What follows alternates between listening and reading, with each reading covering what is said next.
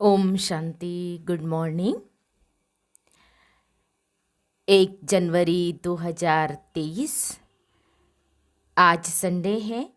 1 जनवरी है और आज से नया साल शुरू हो रहा है।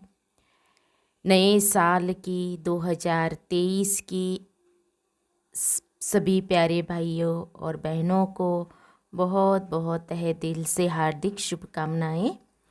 नया साल सभी को मुबारक हो, मुबारक हो, मुबारक हो।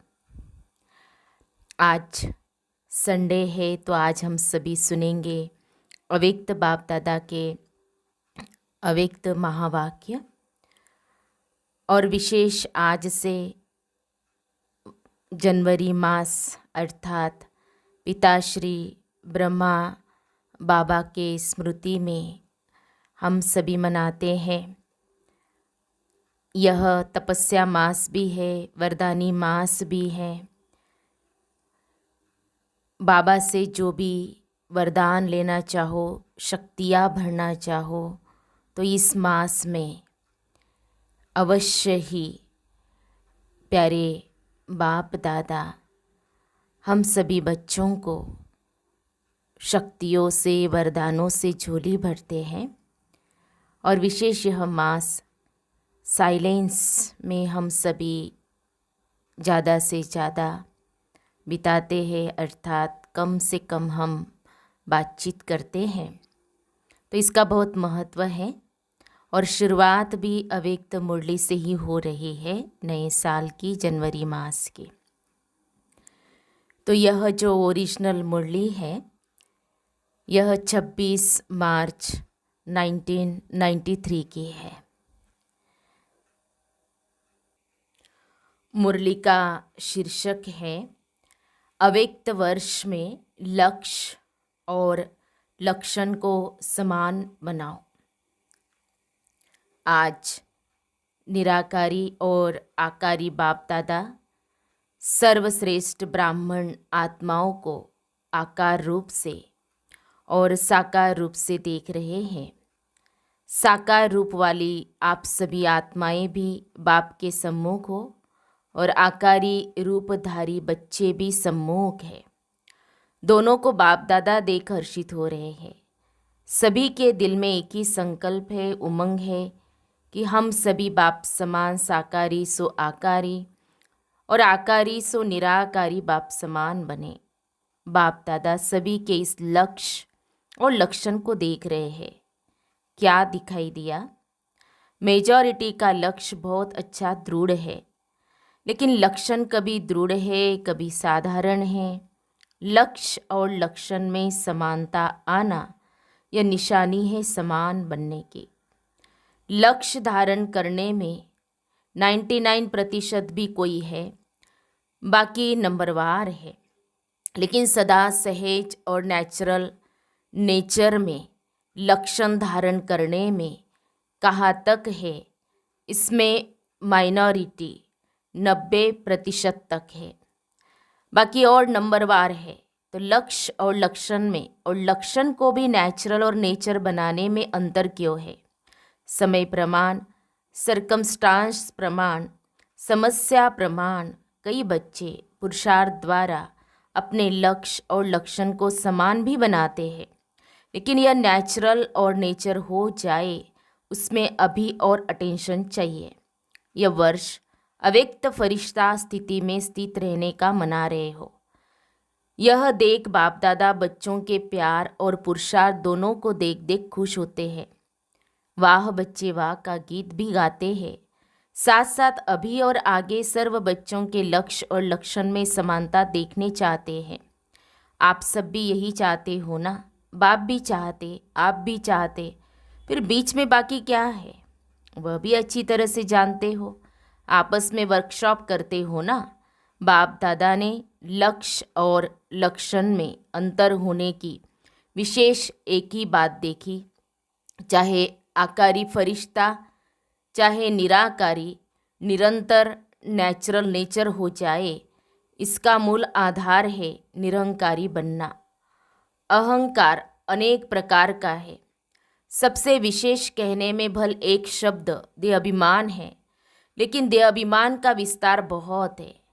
एक है मोटे रूप में देह अभिमान, जो कई बच्चों में नहीं भी है, चाहे स्वयं की देह, चाहे औरों की देह। अगर औरों की देह का भी आकर्षण है, वो भी देह अभिमान है। कई बच्चे इस मोटे रूप में पास हैं। मोटे रूप से देह के आकार में लगाव व अभिमान नहीं है, परंतु इसके साथ साथ देह के संबंध से अपने संस्कार विशेष है, बुद्धि विशेष है, गुण विशेष है, कोई कलाएं विशेष है, कोई शक्ति विशेष है, उसका अभिमान अर्थात अहंकार, नशा, रोब, ये सूक्ष्म देह अभिमान है। अगर इन सूक्ष्म अभिमान में से कोई भी अभिमान है तो न आकारी फरिश्ता, नेचुरल, निरंतर बन सकते, न निराकारी बन सकते, क्योंकि आकारी फरिश्ते में भी देह भान नहीं है, डबल लाइट है। देह अहंकार निराकारी बनने नहीं देगा। सभी ने इस वर्ष अटेंशन अच्छा रखा है, उमंग उत्साह भी है, चाहना भी बहुत अच्छी है, चाहते भी है, लेकिन आगे और अटेंशन प्लीज चेक करो। किसी भी प्रकार का अभिमान व अहंकार नेचुरल स्वरूप से पुरुषार्थी स्वरूप तो नहीं बना देता है। कोई भी सूक्ष्म अभिमान अंश रूप में भी रहा हुआ तो नहीं है, जो समय प्रमाण और कहा सेवा प्रमाण भी इमर्ज हो जाता है, क्योंकि अंश मात्र ही समय पर धोखा देने वाला है। इसलिए इस वर्ष में जो लक्ष्य रखा है, बाप दादा यही चाहते हैं कि लक्ष्य संपन्न होना ही है। चलते चलते कोई विशेष स्थूल रूप में उस दिन उस समय कोई भूल भी नहीं करते हो, लेकिन कभी कभी ये अनुभव करते हो ना कि आज व अभी ना मालूम क्या है, जो जैसी खुशी होनी चाहिए वैसी नहीं है। न मालूम आज अकेलापन व निराशा व व्यर्थ संकल्पों का अचानक तूफान क्यों आ रहा है। अमृत वेला भी किया, क्लास भी किया, सेवा भी, जॉब भी किया, परंतु ये क्यों हो रहा है, कारण क्या होता है। तो बाबा ने कहा मोटे रूप को तो चेक कर लेते हो और उसमें समझते हो कि कोई गलती नहीं हुई, लेकिन सूक्ष्म अभिमान के स्वरूप का अंश सूक्ष्म में प्रकट होता है, इसलिए कोई भी काम में दिल नहीं लगेगी। वैराग, उदास उदास फील होगा। या तो सोचेंगे कोई एकांत के स्थान पर चले जाए, या सोचेंगे सो जाए, रेस्ट में चले जाए, या परिवार से किनारा कर ले थोड़े टाइम के लिए। इन सब स्थितियों का कारण अंश की कमाल होती है। कमाल नहीं कहो, धमाल ही कहो। तो संपूर्ण निरंकारी बनना अर्थात आकारी निराकारी सहज बनना। जैसे कभी कभी दिल नहीं होती कि क्या सदा एक ही दिनचर्या में चलना है, चेंज तो चाहिए ना, न चाहते भी यह स्थिति आ जाती है। जब निरंकारी बन जाएंगे तो आकारी और निराकारी स्थिति से नीचे आने की दिल नहीं होगी। बाप दादा ने कहा निशानी बताई, जब निरंकारी बन जाएंगे तो आकारी और निराकारी स्थिति से नीचे आने की दिल नहीं होगी, उसी में ही लवलीन अनुभव करेंगे, क्योंकि आपकी ओरिजिनल अनादि स्टेज तो निराकारी है ना। निराकार आत्मा ने इस शरीर में प्रवेश किया है, शरीर ने आत्मा में नहीं प्रवेश किया, आत्मा ने शरीर में प्रवेश किया। तो अनादि ओरिजिनल स्वरूप तो निराकारी है ना, कि शरीरधारी है। शरीर का आधार लिया, लेकिन लिया किसने? आप आत्मा ने, निराकार ने साकार शरीर का आधार लिया। तो ओरिजिनल क्या हुआ, आत्मा या शरीर? आत्मा, ये पक्का है। तो ओरिजिनल स्थिति में स्थित होना सहज या आधार लेने वाली स्थिति में सहज?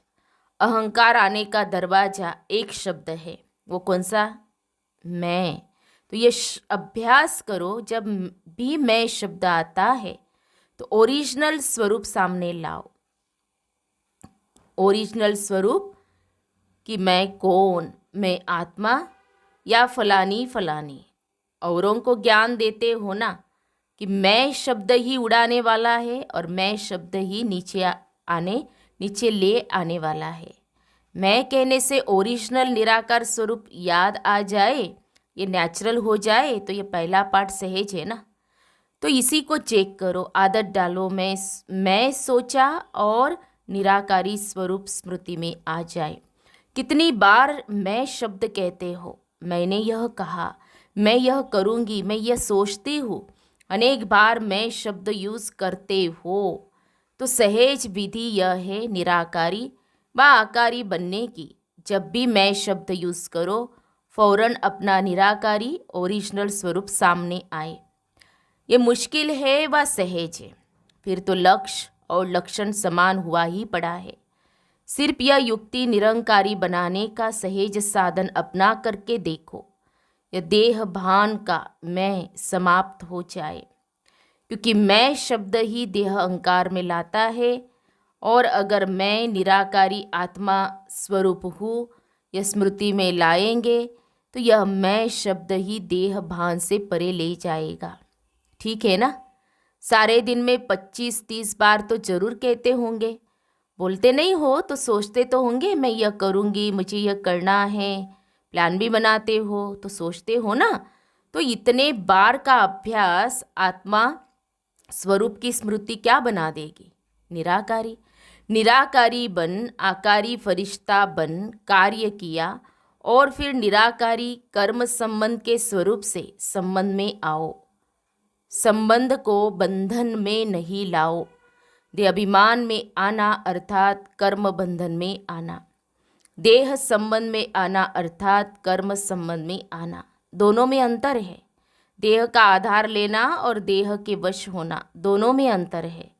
फरिश्ता व निराकारी आत्मा देह का आधार लेकर देह के बंधन में नहीं आएगी, संबंध रखेंगी लेकिन बंधन में नहीं आएगी।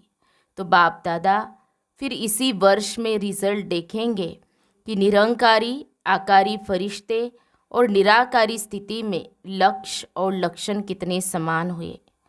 महानता की निशानी है निर्माणता। जितना निर्माण उतना सबके दिल में महान स्वतः ही बनेंगे। बिना निर्माणता के सर्व के मास्टर सुखदाता बन नहीं सकते। निर्माणता निरंकारी सहज बनाती है। निर्माणता का बीज महानता का फल स्वतः ही प्राप्त कराता है। निर्माणता सबके दिल में दुआएं प्राप्त कराने का सहज साधन है।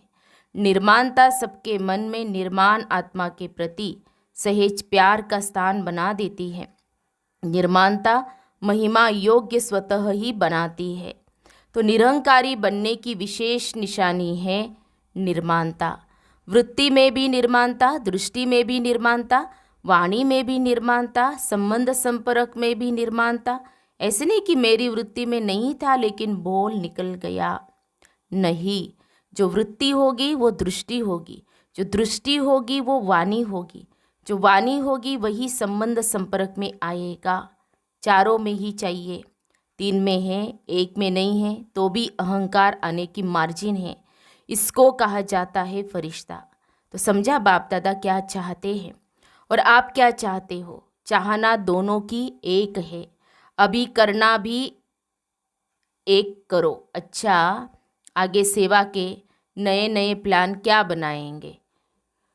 कुछ बनाया है, कुछ बनाएंगे, चाहे यह वर्ष चाहे आगे का वर्ष। जैसे और प्लान सोचते हो कि भाषण भी करेंगे, संबंध संपर्क भी बढ़ाएंगे, बड़े प्रोग्राम भी करेंगे, छोटे प्रोग्राम भी करेंगे, ये तो सोचते ही हो। लेकिन वर्तमान समय की गति प्रमाण अभी सेवा की भी फास्ट गति चाहिए। वो कैसे होगी?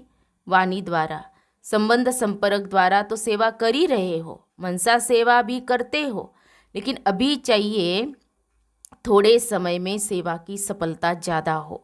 सफलता अर्थात रिजल्ट। उसकी विधि है कि वाणी के साथ साथ पहले अपनी स्थिति और स्थान के वाइब्रेशन पावरफुल बनाओ। जैसे आपके जड़ चित्र क्या सेवा कर रहे हैं, वाइब्रेशंस द्वारा कितने भक्तों को प्रसन्न करते हैं। डबल विदेशियों ने मंदिर देखे हैं? पूछ रहे बाप दादा। आपके ही तो मंदिर है ना, कि सिर्फ भारत वालों के मंदिर है? आपके चित्र सेवा कर रहे हैं ना। तो वाणी द्वारा भल करो, लेकिन अभी ऐसी प्लानिंग करो, वाणी के साथ साथ वाइब्रेशन की ऐसी विधि बनाओ जो वाणी और वाइब्रेशन डबल काम करे। वाइब्रेशन बहुत काल रहता है। वाणी से सुना हुआ कभी कभी कईयों को भूल भी जाता है, लेकिन वाइब्रेशन की छाप ज़्यादा समय चलती है।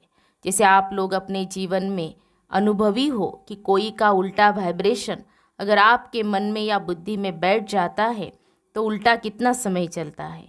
वाइब्रेशन अंदर बैठ जाता है ना, और बोल तो उसी समय भूल जाएगा, लेकिन वाइब्रेशन के रूप में मन और बुद्धि में छाप लग जाती है।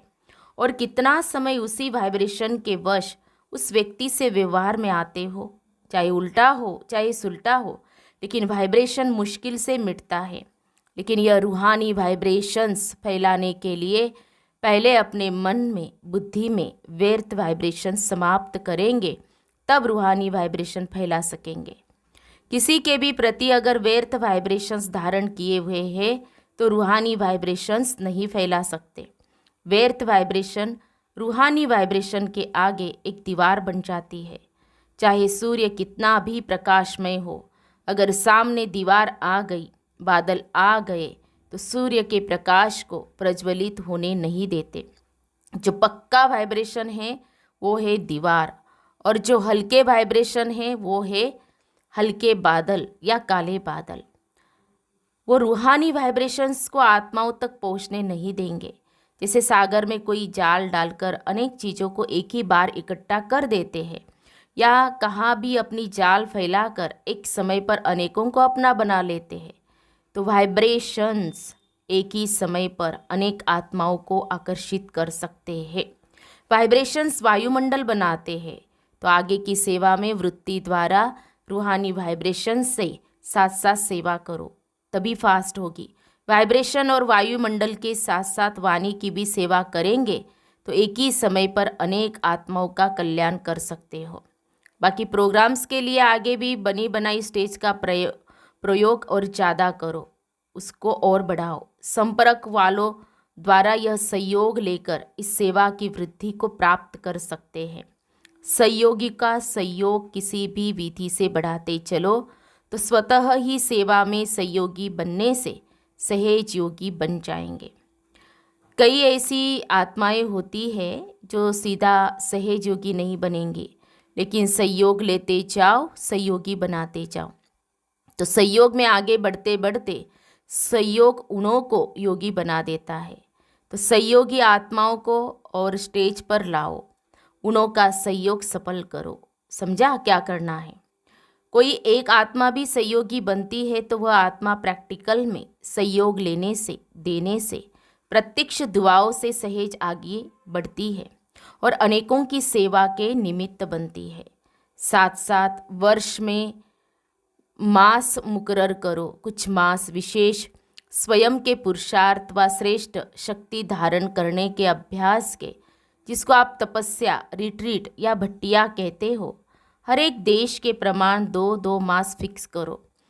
जैसी सीजन हो, 2 मास तपस्या के, 2 मास छोटी छोटी सेवाओं के, 2 मास बड़े रूप की सेवाओं के, ऐसे फिक्स करो।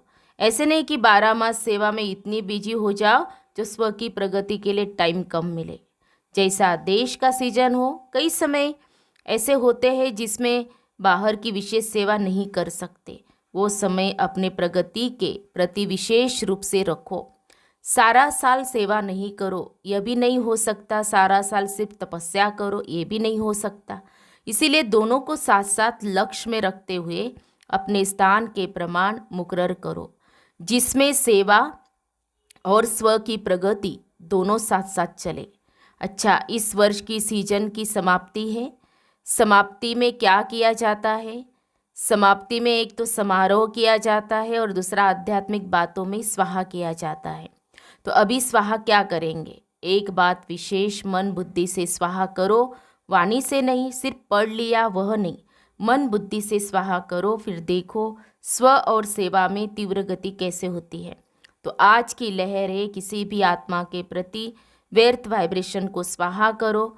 स्वाहा कर सकते हो कि थोड़ा थोड़ा रहेगा, ऐसे नहीं समझो कि यह है ही ऐसा, तो वाइब्रेशन तो रहेगा ना, कैसा भी हो। लेकिन आप निगेटिव वाइब्रेशन को बदल पॉजिटिव वाइब्रेशन रखेंगे तो वह आत्मा भी निगेटिव से पॉजिटिव में आ ही जाएगी, आनी ही है। क्योंकि जब तक यह व्यर्थ वाइब्रेशन मन बुद्धि में है तो फास्ट गति की सेवा हो ही नहीं सकती। वृत्ति द्वारा रूहानी वाइब्रेशंस फैलाने हैं।